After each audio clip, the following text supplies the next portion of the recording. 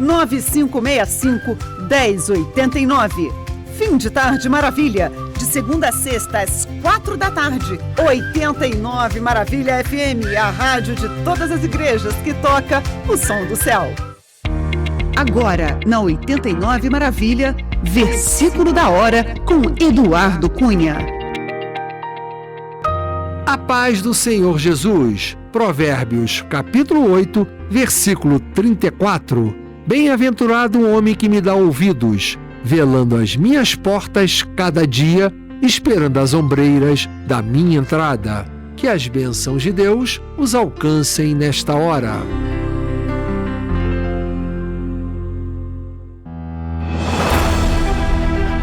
A partir de agora, Debate Maravilha. Religião, comportamento e temas atuais em debate. Participe, dê a sua opinião. Está no ar, Debate Maravilha.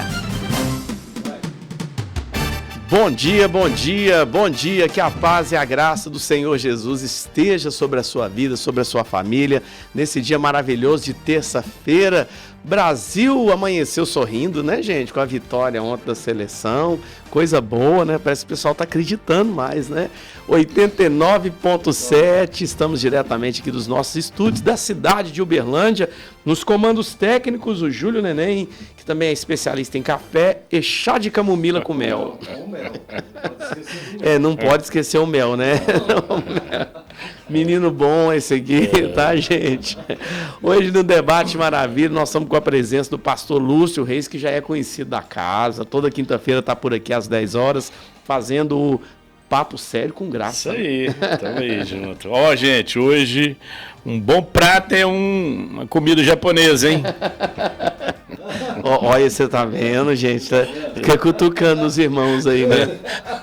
Rapaz, eu vi gente mais vibrando ontem pela Alemanha ter ido embora. Meu Deus. O Brasil. Rapaz, eu sou paraguaio de partira. Teve até uma irmã, ela é obreira de uma igreja, né? Ela é bem séria, assim, né? E ela colocou nos status dela, chupa Alemanha, né? Aí eu falei, realmente o pessoal queria que a Alemanha viesse embora, né?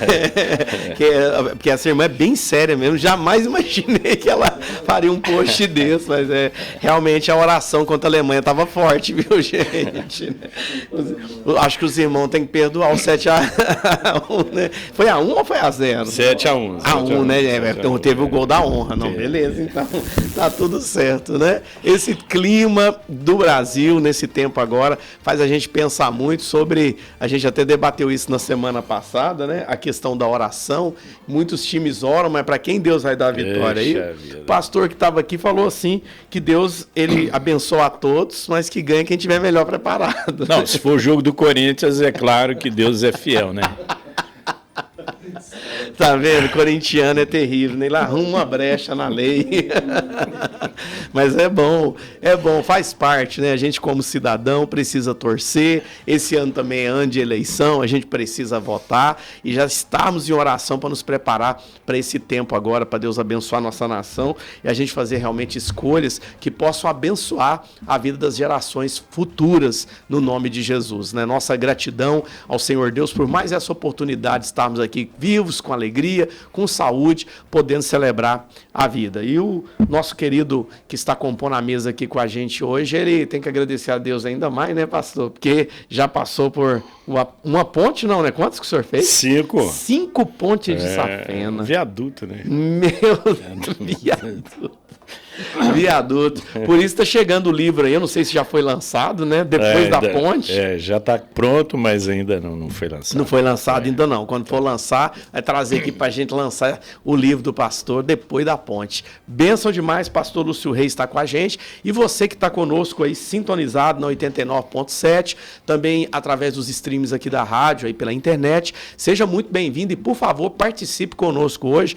O tema de hoje é um tema um pouco polêmico, polêmico, né? Há alguns entendimentos a respeito que a gente quer destacar hoje, mas é lógico que a sua participação enriquece muito a nossa conversa, o nosso bate-papo e traz mais luz e mais entendimento sobre aquilo que a gente propõe aqui hoje. Por isso, esteja muito à vontade para participar conosco. Agradecemos a Deus aí pelo pastor Gilmar, que ontem abençoou o Rodolfo para estar aqui com a gente. O Rodolfo deu um depoimento ontem. A gente nem entrou muito na linha do debate, deixamos mais tempo para ele poder falar, né, expressar o seu testemunho, que realmente tremendo, né? Ex-usuário de crack, uma pessoa que realmente vivia um tempo nas ruas e que foi transformado pelo poder de Deus. E esse é o poder do Evangelho, né? Não importa, como ele mesmo disse, o tipo de dependência que a gente tenha, Jesus é poderoso para nos transformar. Nosso abraço aí para a querida Moniele, né? Aqui ligadinha com a gente, aí do Ministério Tempo de Glória.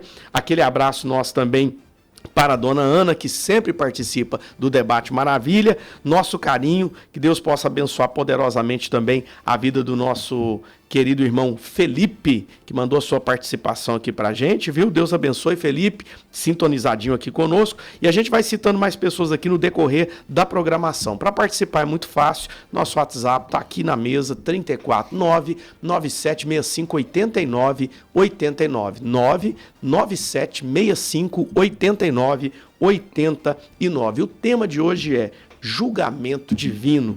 O caso de Ananias e Safira pode se repetir nos dias de hoje? Meu Deus, polêmico, hein?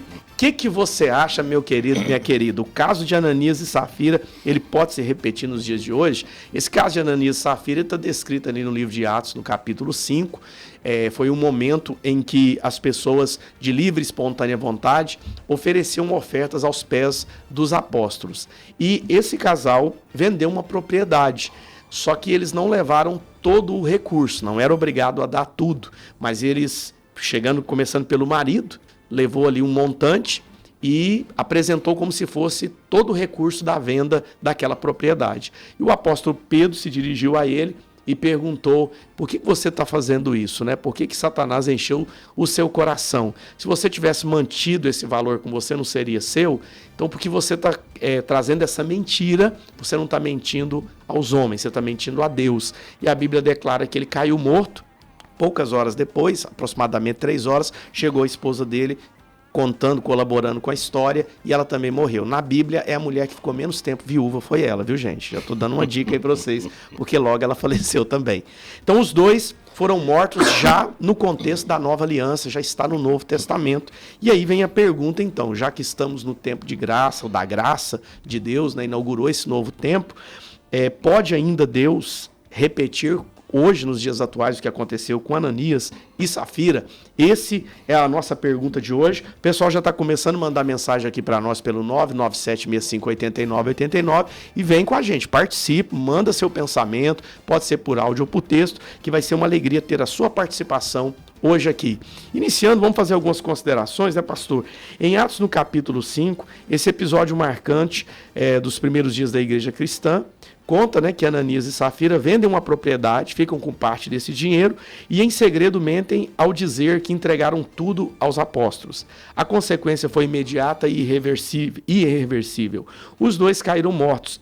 O relato é muito perturbador porque coloca em tensão 2 aspectos do caráter de Deus, que a igreja contemporânea tem dificuldade para equilibrar: a graça e o julgamento. Há quem defenda que o julgamento de Ananias e Safira foi um ato pontual de Deus para estabelecer a santidade da igreja nascente em um momento histórico único. Nesse entendimento, esperar que Deus repita esse tipo de julgamento seria desconhecer o contexto e o propósito daquele momento. Por outro lado, exista quem argumente que Deus não mudou e que sua intolerância com a hipocrisia e a mentira continua sendo o mesmo. Nesse entendimento, o julgamento divino ainda acontece, mas nem sempre de forma imediata e visível, como no caso desse casal. Diante disso, o que nós queremos esclarecer no debate de hoje é: o caso de Ananias e Safira pode se repetir nos dias atuais? Bom, primeira pergunta que a gente tem aqui para a gente começar a nossa reflexão é: por que Deus agiu de forma tão drástica com Ananias e Safira, né, gente? O pecado deles era realmente tão grave ou havia algo maior em jogo naquele momento? Para isso, nós já vamos começar a consultar o entendimento do nosso querido convidado. Pastor Lúcio. Privilégio, hein? Privilégio estar aqui. Realmente o assunto é bem delicado.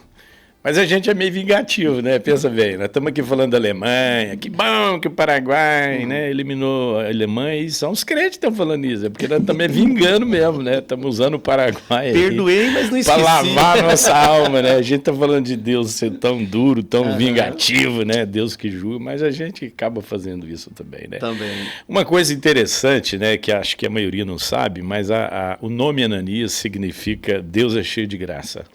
Esse é o sentido do nome, significado do nome em grego de Ananias. Deus é cheio de graça.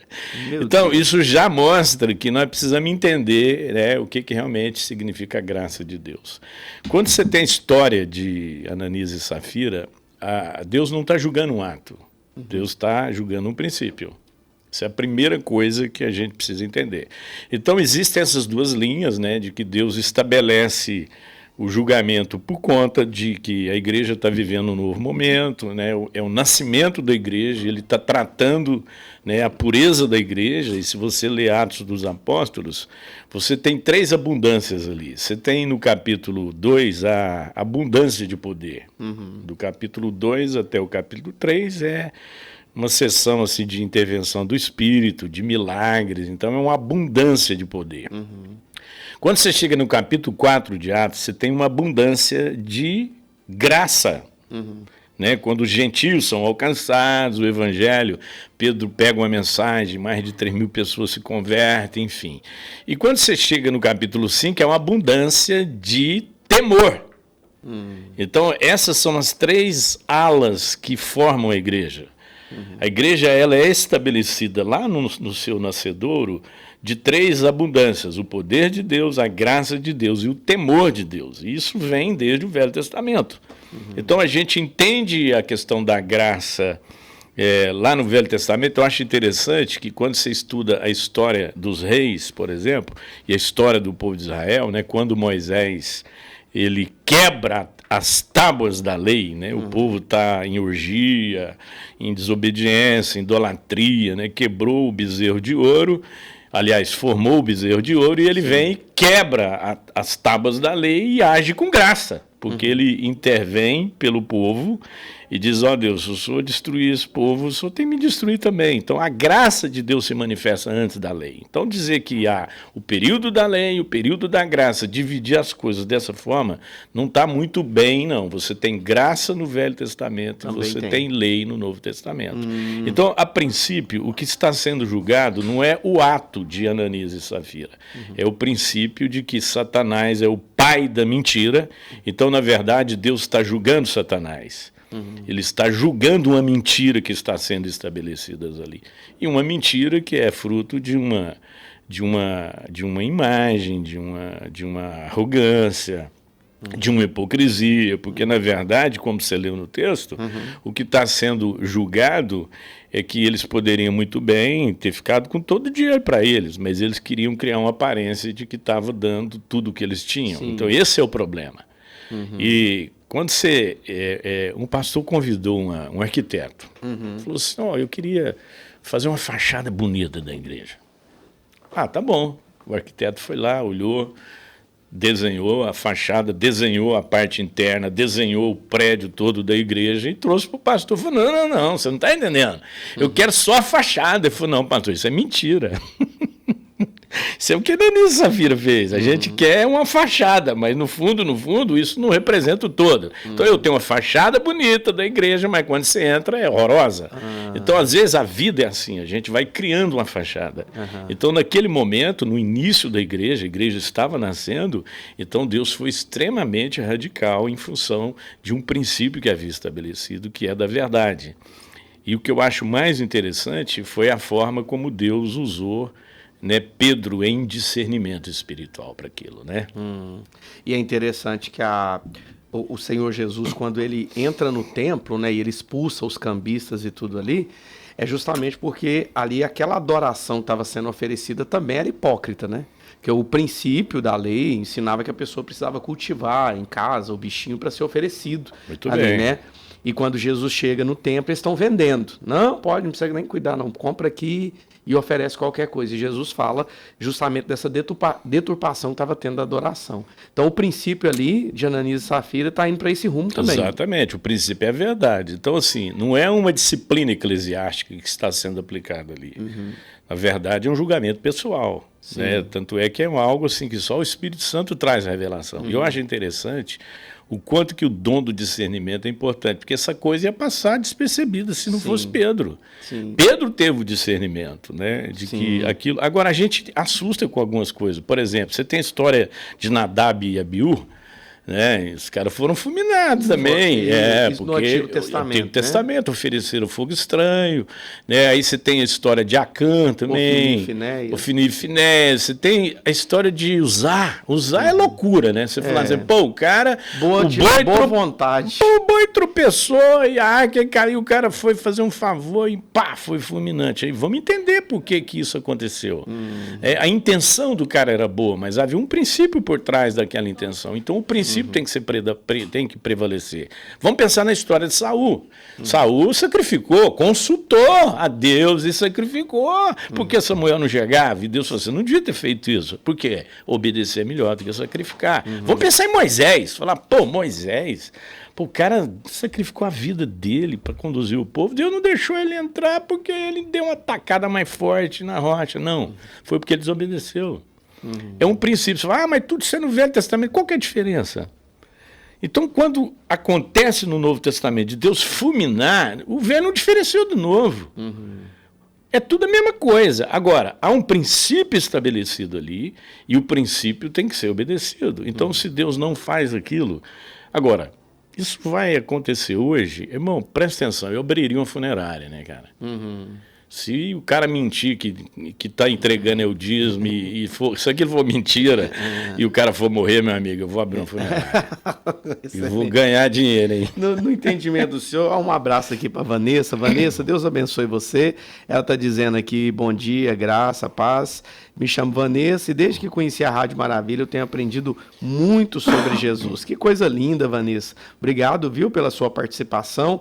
Vai um coração laranja para você. No entendimento do senhor, pastor Lúcio, o que seria mentir? Porque Pedro fala, você não mentiu aos homens, você mentiu ao Espírito Santo. O que seria mentir ao Espírito Santo? Mentir ao Espírito Santo é porque eles tinham o Espírito Santo. Eles eram cristãos. Eles tinham o Espírito Santo. Satanás ele tem 3 formas de invadir, de entrar na igreja. Através da perseguição, né? Ele persegue, através da infiltração e através da distração. Então, aí trata-se de uma infiltração. Quando diz vocês estão mentindo ao Espírito Santo, está dizendo assim, ó, vocês estão tendo uma atitude que não é compatível a quem tem o Espírito Santo. Vocês estão agindo na carne, vocês não estão agindo, vocês foram instigados por Satanás. Vocês ouviram Satanás. Não é que eu consiga mentir ao Espírito Santo, eu estou dando um mau testemunho de quem carrega o Espírito Santo. Então essa é a ideia de mentir ao Espírito Santo. Ninguém mente ao Espírito Santo, né? Porque ele sabe tudo. Mas você está negando o fato de que o Espírito Santo habita em você. Você não está agindo coerentemente com quem tem o Espírito Santo. Isso é mentir ao Espírito Santo. Isso é ter uma atitude incoerente com quem conhece. Então, trata-se realmente de irmãos em Cristo, que tinham o discernimento espiritual. E esse é o problema. Porque se eles não tivessem, tudo bem. Então, pô, eu vou fulminar. Se fosse um ateu tendo feito aquilo, não teria nenhum problema. Mas era cristão, alguém que carregava um testemunho. Então, você é atacado por Satanás através da perseguição externa, da infiltração interna e da distração. Então, muitas vezes, nós também estamos sendo distraídos com aquilo que é o mundo espiritual que está à nossa volta. Então, mentir ao Espírito Santo é negar o testemunho de alguém que tem o Espírito Santo em si. Entendi.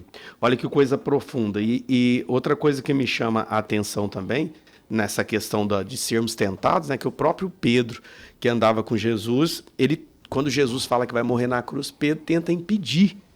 E Jesus fala para ele, para trás de mim, Satanás. E é o mesmo Pedro que agora há pouco, ele falou, olha, o que as pessoas estão dizendo que eu sou? Jesus perguntou, e Pedro diz, você é o Cristo, o Filho do Deus vivo. E ele diz, não foi carne nem sangue que te revelou, mas o Espírito do meu Pai.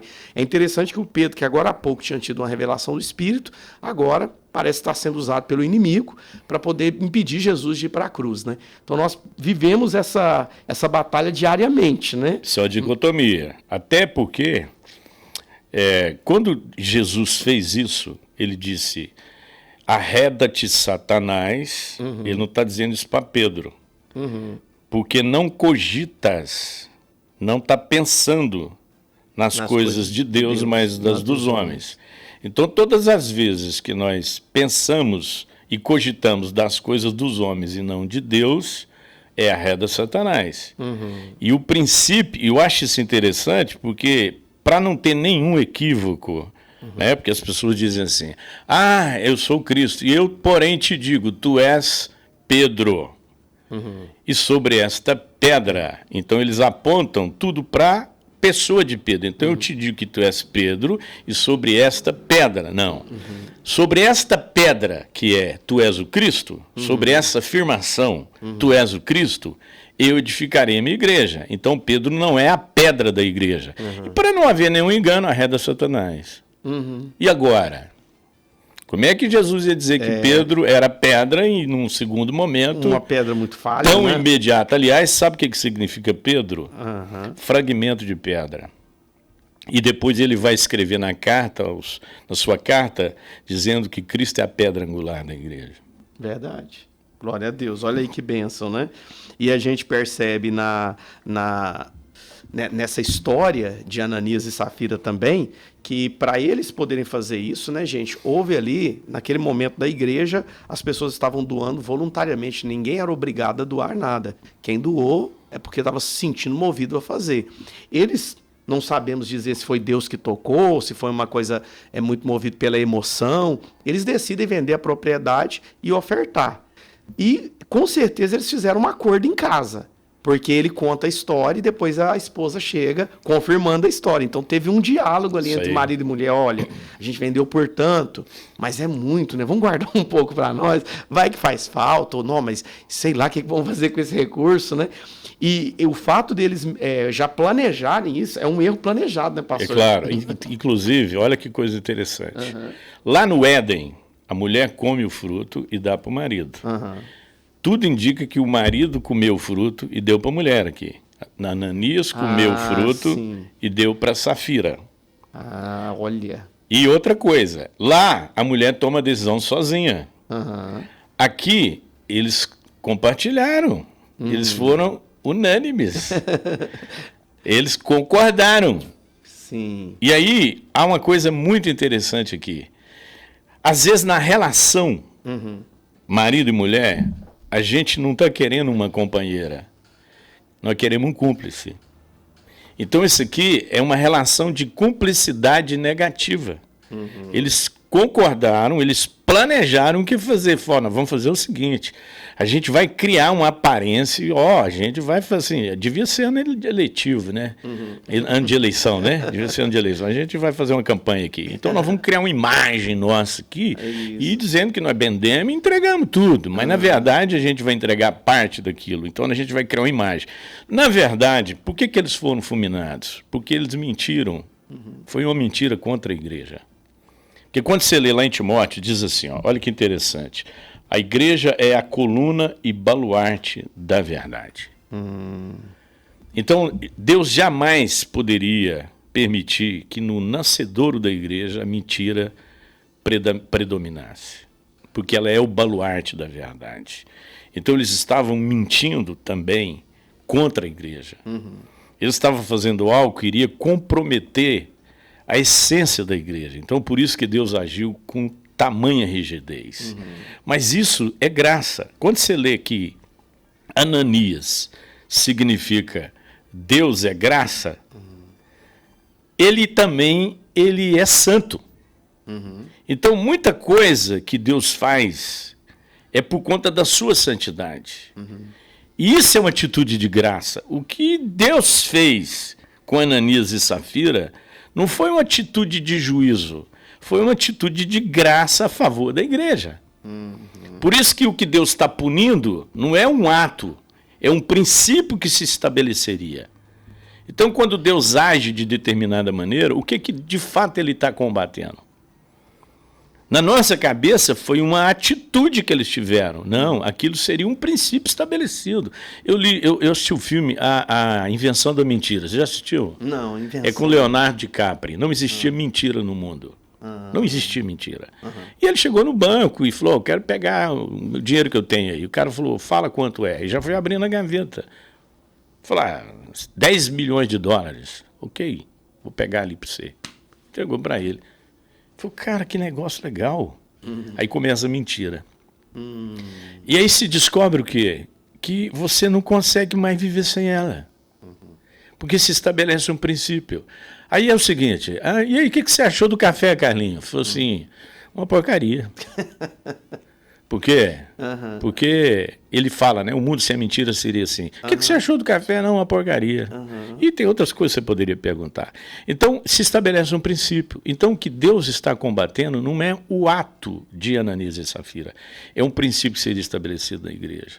E ali eles estão ferindo a igreja, que é o baluarte da verdade. Então, a verdade tem que prevalecer. Sim. Né? E a gente percebe que, depois disso, a Bíblia conta que houve temor sobre todos.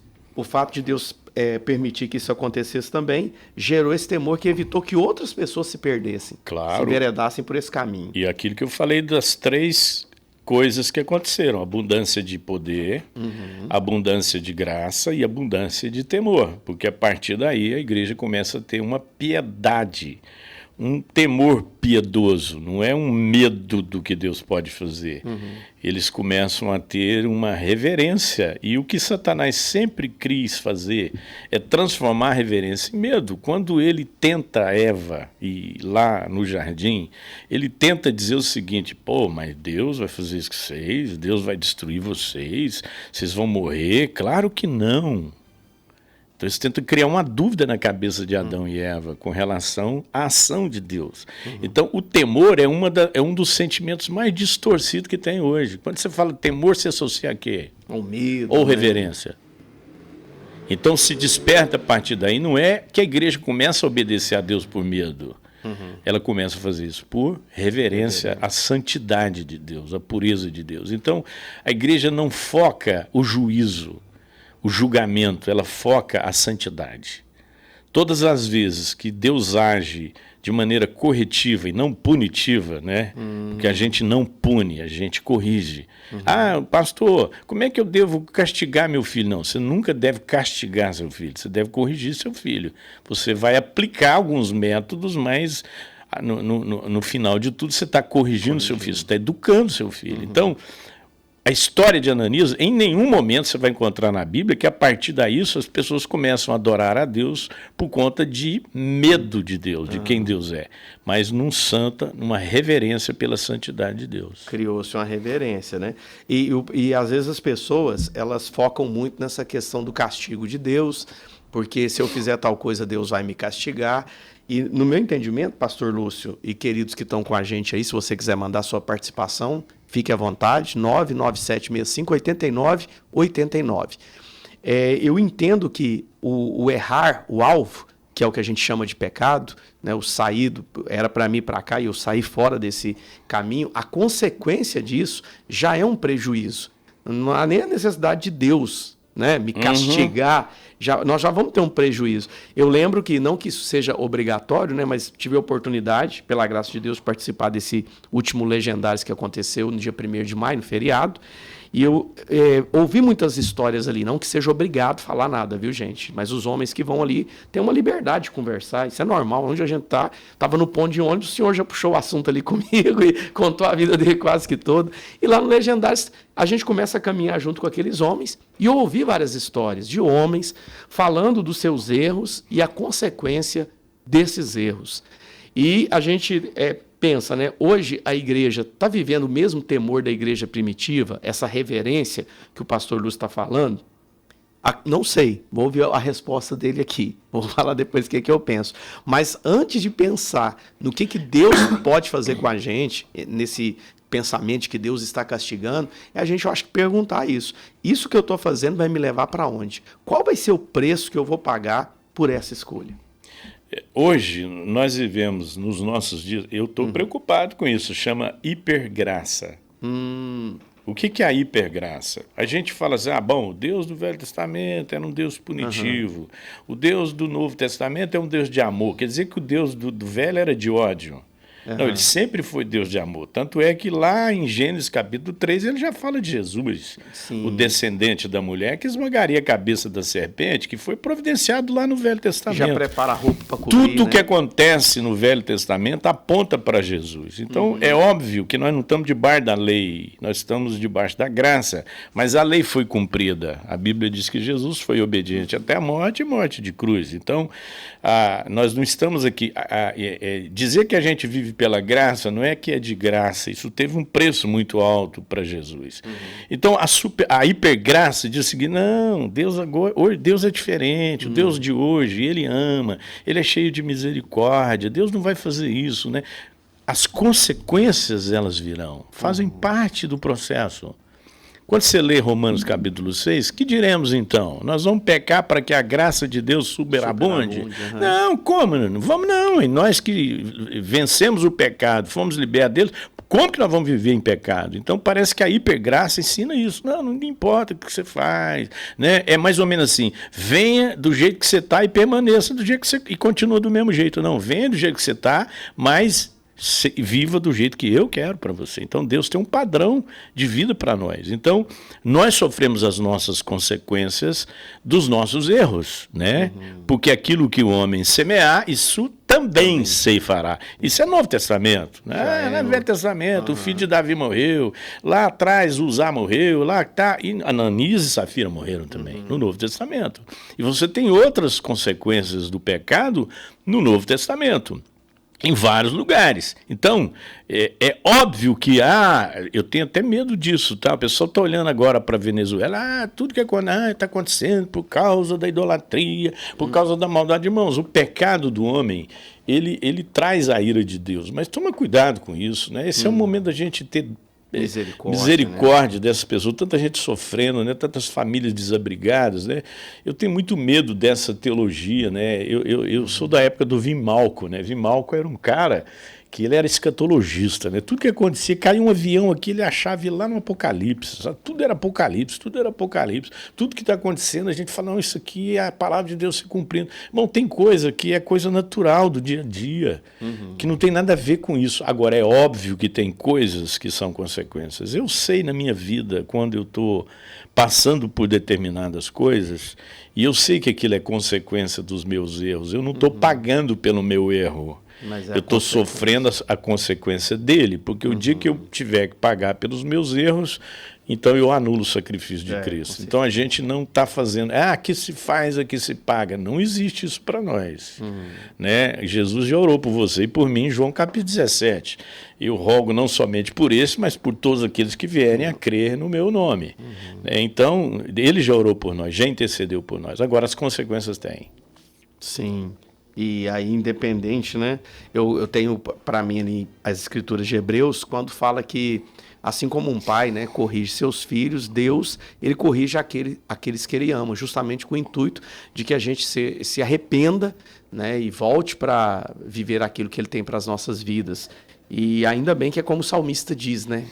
A ira dele não vai durar para sempre. Né? O castigo não vai ser para sempre. Ele vai saber dosar isso nas nossas vidas com toda certeza. E até isso é um ato de amor da parte de Deus, que é um pai que cuida. Filho, até Hebreus fala sobre isso, né? Que o filho que não é filho, ele não é corrigido. Mas se é filho, vai haver uma correção. E vou dizer, isso dói muito em Deus também. Né? A gente pensa que não. Todas as vezes que eu tive que corrigir meus filhos, doeu demais. Né? Você tem filho, Carlinhos? Tem. Então, quando você dá aquela surra no menino, ele chora. Até o castigo, moço. Daí quando você tem que pôr ele de castigo. Não, cara, eu já fui chorar no banheiro. Né? Pus o menino lá de castigo e fui chorar no banheiro. Então, realmente dói. Tem história de um missionário que eles pegaram o missionário, deram uma surra nele, amarraram ele e tal. E ele continuou firme na fé e tal. E aí eles falaram, cara, vamos fazer o seguinte, vamos pegar o filho dele. E aí pegaram o filho dele, amarraram ele, pegaram o filho e começaram a espancar o filho dele. Nossa, Deus. Quase mataram o filho. Depois soltaram e desamarraram ele. E ele disse assim, agora eu entendo o grande amor de Deus. Porque para maltratar o nosso filho, eles tiveram que me amarrar. E Deus não estava amarrado. Meu Deus. Uma das coisas mais lindas que eu acho é quando Jesus, lá na cruz, ele disse, Deus meu, por que me desamparaste? E ali, irmãos, ali realmente você vê o amor de Deus. Então você pensa que Deus faz essas coisas, corrige com prazer? Não, ele corrige com dor no coração. Mas ele nos ama. E é como você leu lá na carta aos Hebreus, né? Se você não tem a correção, você não é filho, né? Hoje meus filhos olham para trás e me agradecem por muitas vezes que eu os corrigi, mas na época eles não entenderam. Não, no momento a correção não parece boa, né? Não. ela só vai fazer sentido depois que a gente é exercitado por ela, né? Exatamente. No momento que você está sendo corrigido, você não está nem entendendo, né? Não. Então, quando passa, você olha para trás e diz, foi bom, né? O salmista fala isso, foi bom ter passado pela aflição para que eu aprendesse os seus decretos. É verdade, né? E o fato da gente poder colocar isso para fora, né? Falando, Davi mesmo diz que enquanto me calei, meus ossos se apodreceram, né? O fato da gente viver aquilo que Provérbios fala, que confessa suas transgressões e as deixa, alcançará a misericórdia e prosperará. Mas se você não faz isso, tem muita coisa amarrada às vezes na vida da pessoa que é falta justamente disso, né? De entender, de não fazer como Ananias e Safira e tentar fazer de conta, maquiar, né? E uma das coisas que você faz a gente entender que o que aconteceu com Ananias e Safira não vai acontecer mais, é porque a Bíblia diz, expor-me honra com os lábios e o coração está longe de mim. Isso é o que Ananias e Safira fizeram. E, no entanto, Deus não está matando a gente, né? Mas é um povo que honra com os lábios e o coração está longe. Vamos pensar nos fariseus. Vocês são um sepulcro caiado. Vocês fizeram uma fachada. Vocês aparentam uma coisa, mas vocês são outra coisa. Mas Deus não os destruiu por conta disso. Ele trouxe a revelação. Mas por que Ananias e Safira ele destruiu? Porque era o início da igreja. Aí, meu amigo, aí tinha que acontecer mesmo. E tem um contraponto, né, pastor Lúcio? Pelo menos é o que eu entendo, né? Eu já tenho alguns anos de caminhada, eu já vi isso acontecer várias vezes, né? A pessoa às vezes achar que ela está imune às consequências das escolhas dela. Principalmente, né, porque às vezes está respaldada ali por amizades ou porque a pessoa tem muita autoridade, muito poder nas mãos dela, ela imaginar que nada vai acontecer com ela e a gente vê que a consequência vem para todos. Claro que vem. Não tem isso, né? Esse talvez seja o grande desafio nosso, é entendermos isso, que mesmo estando debaixo da graça de Deus, da misericórdia de Deus, do amor de Deus, Ele não vai nos privar de consequências, até porque é na consequência que eu conserto o desvio. Porque se você estiver desviando, fazendo errado e não tiver nenhuma consequência por isso, o que vai fazer você fazer o certo? Então a consequência te traz de volta, né? Ela é um instrumento de conversão, né? Ele converte o seu coração, gera arrependimento, gera mudança de vida. Então é por isso que tem que ter a consequência mesmo. Deus seria irresponsável se não houvesse a consequência. Uma vez eu estava conversando com um pastor que ele estava vivendo uma situação muito complicada, ele tinha perdido a igreja, a família e tantas outras coisas. Eu falei, cara, eu conheci ele assim de muitos anos, eu fui na cidade dele. Falei, você sempre foi um cara assim tão direito, que tentou andar no caminho, você sempre foi muito fiel à palavra mesmo, né? Como é que você chegou nesse estágio? Aí ele falou, eu comecei a observar gente que fazia coisa errada e nada acontecia com eles. E aí, na minha vez, tinha que acontecer. Eu acho interessante o Salmo 73, né? Porque Asaf, cara, ele quase saiu mesmo da graça. Ele falou assim, olha só, esses caras aí, ó, dá tudo certo para eles, velho. Os caras, parece que não tem nada de ruim acontece com eles. Acho que eu tô guardando o meu coração puro aqui, inutilmente e tal, até que ele entrou no santuário. E os olhos dele foram abertos e ele viu que realmente quem está fazendo errado estava num lugar escorregadio. Né? Então ele muda a percepção dele. Eu acho que ele foi no tempo para despedir de Deus e chegando lá ele converteu. Falou, não quer saber? Não, eu sei que há uma diferença entre quem serve a Deus e quem não serve. Né? Então louva a Deus pelas consequências que eu passei pelos meus erros, porque eu aprendi, né, escola, que eu estava no caminho errado e que eu precisava voltar para o caminho certo. Então, não queira viver sem consequência, né? E também não queira que Deus te dê o que você merece. Porque se Deus for te dar o que você merece, também isso é inferno mesmo. Todos nós, né? Independente todos nós. Não haveria. Pastor Lúcio, vendo o senhor com essa clareza, né, de pensamento, o senhor já é pastor há vários anos, muito conhecido aqui na nossa cidade, reconhecido seu ministério, sua família muito abençoada.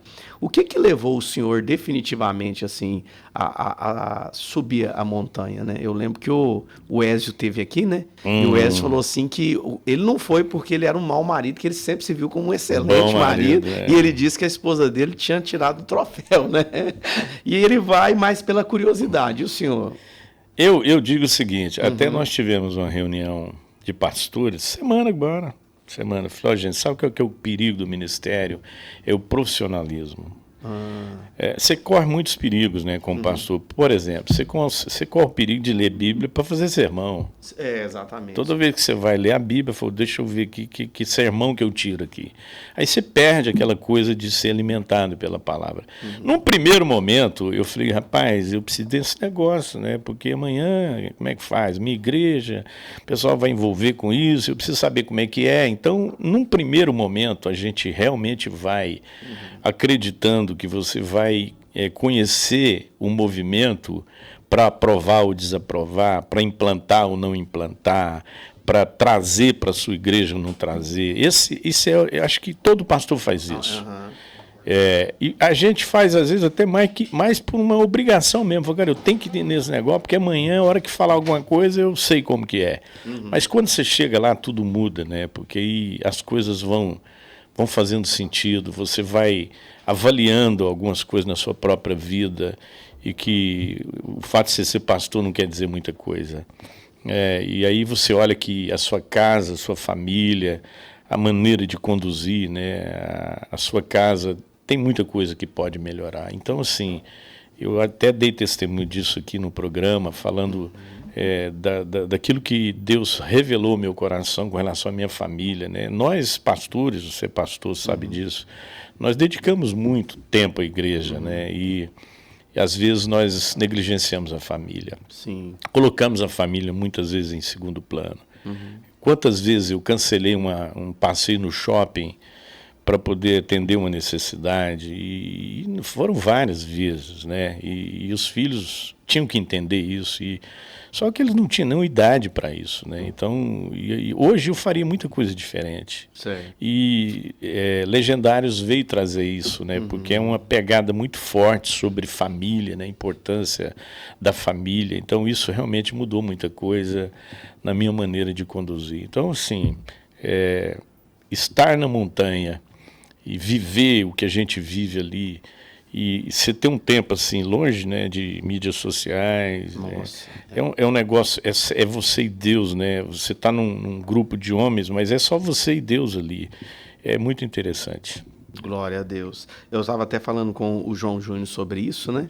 Que ele também meio que foi pela curiosidade, o Silésio pegou no pé dele, não, vamos, que eu vou e tal. Foi, né? Pelo constrangimento. Aí ele foi, mas ele falou, cara, o que eu sempre quis encontrar uma ferramenta para ajudar os homens a serem homens. Não estamos falando de machismo, nada dessas coisas, mas do homem encontrar o lugar dele, se posicionar como homem, né?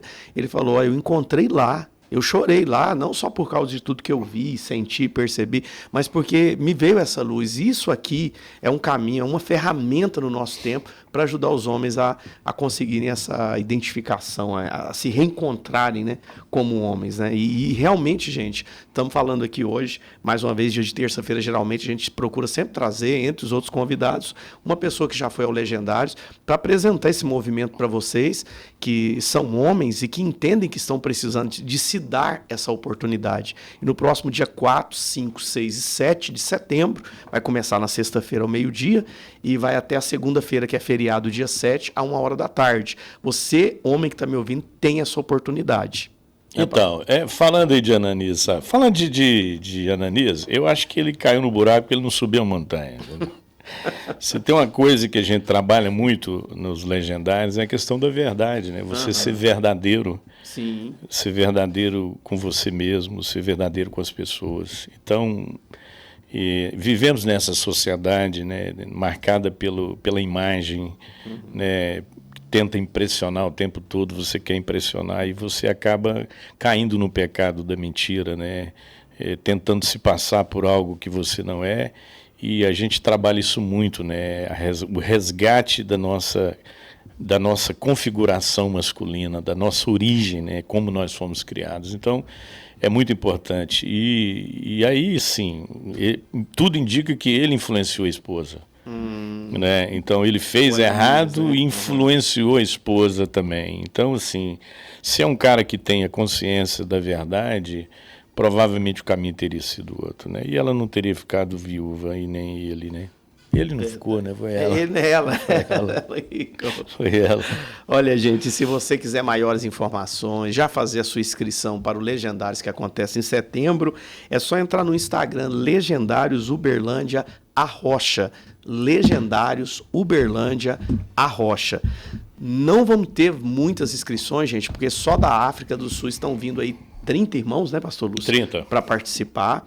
E eles já estão vindo, né? Porque no ano que vem vai inaugurar a pista lá na África do Sul. Olha que benção, e Uberlândia que está sendo usado por Deus para inaugurar esse trabalho na África do Sul. Então aproveita, corre lá no Instagram Legendários Uberlândia Rocha para você poder fazer sua inscrição. E qualquer dúvida, a gente está aqui à disposição. Isso mesmo. Eu queria deixar quatro questões que eu acho fundamentais com relação à história de Ananias e Safira. Primeira é o perigo da hipocrisia. Não tenta ser o que você não é, não tenta passar uma imagem que não seja a sua, seja verdadeiro. A palavra de Deus diz que a verdade, ela faz parte da nossa armadura, né? Cingi-vos com a verdade. Se nós queremos viver nesse mundo, né, de mentiras, de falsidade, nós precisamos ser verdadeiros. Segunda coisa é a necessidade de discernimento. Muitas vezes as coisas estão acontecendo e nós não estamos percebendo. Quantas pessoas estavam na igreja e apenas Pedro teve o discernimento? Se Pedro não estivesse lá, como seria?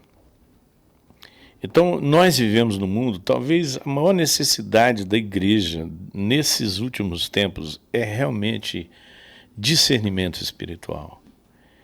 E discernimento, ele só é capaz, você só é capaz de ter discernimento espiritual mediante uma intimidade com Deus.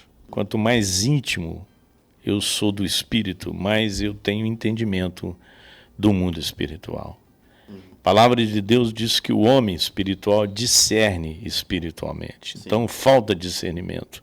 Muitas vezes a igreja está sendo enganada, as pessoas estão sendo enganadas porque não têm discernimento.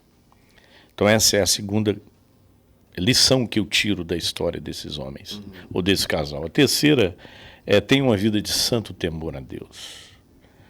Trate as coisas de Deus com seriedade. Porque quando você lê na Bíblia, e às vezes nós estamos tratando as coisas de Deus com leviandade.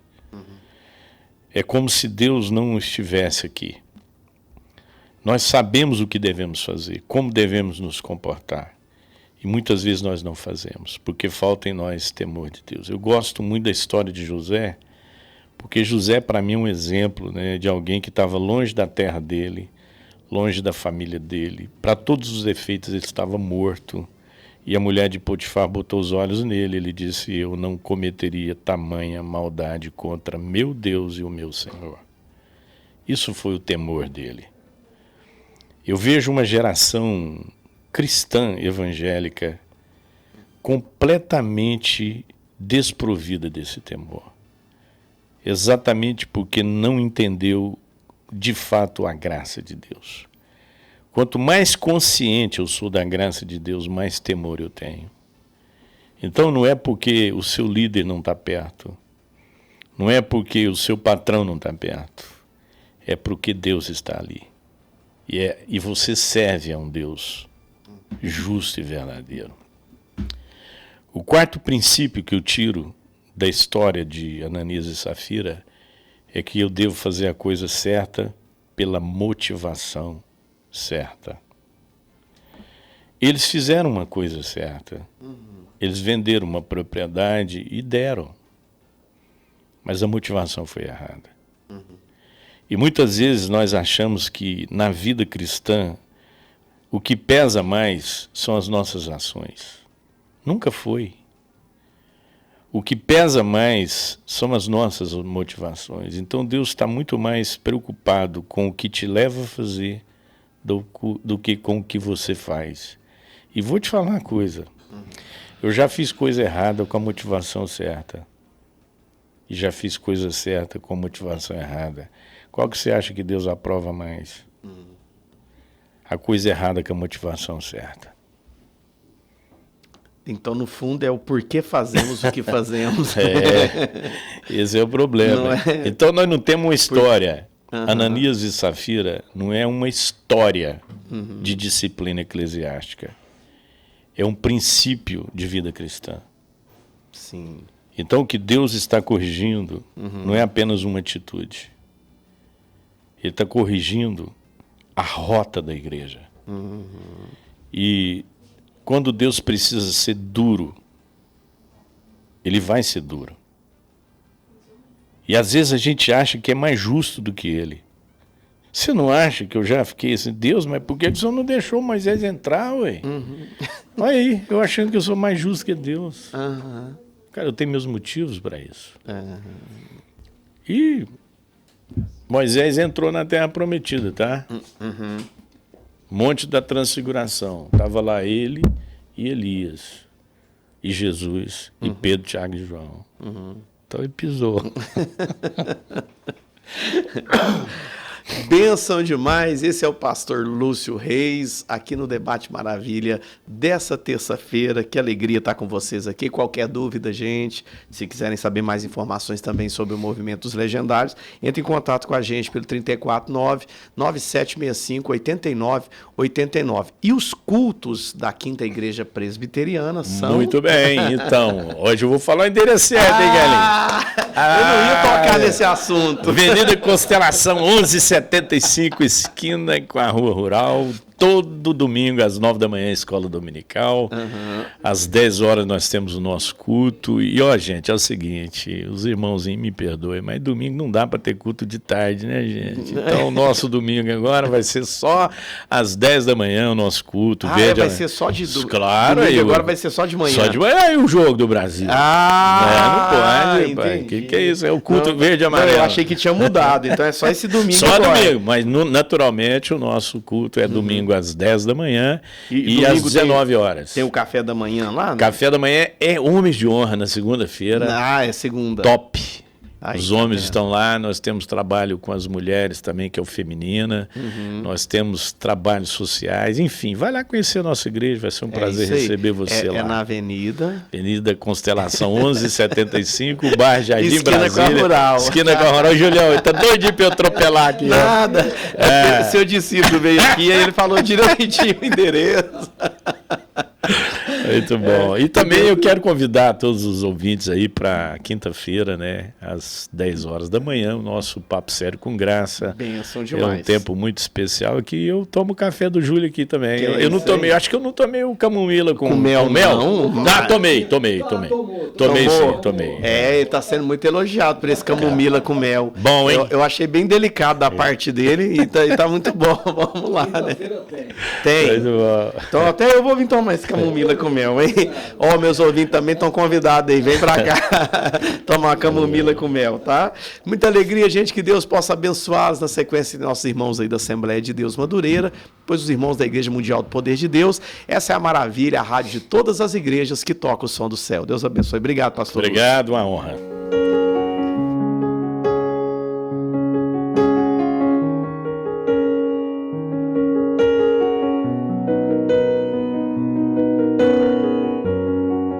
Fecha a porta do teu quarto e ora.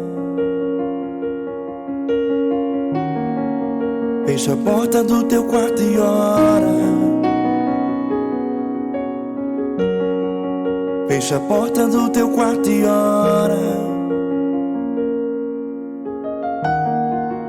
Feche a porta do teu quarto e ora.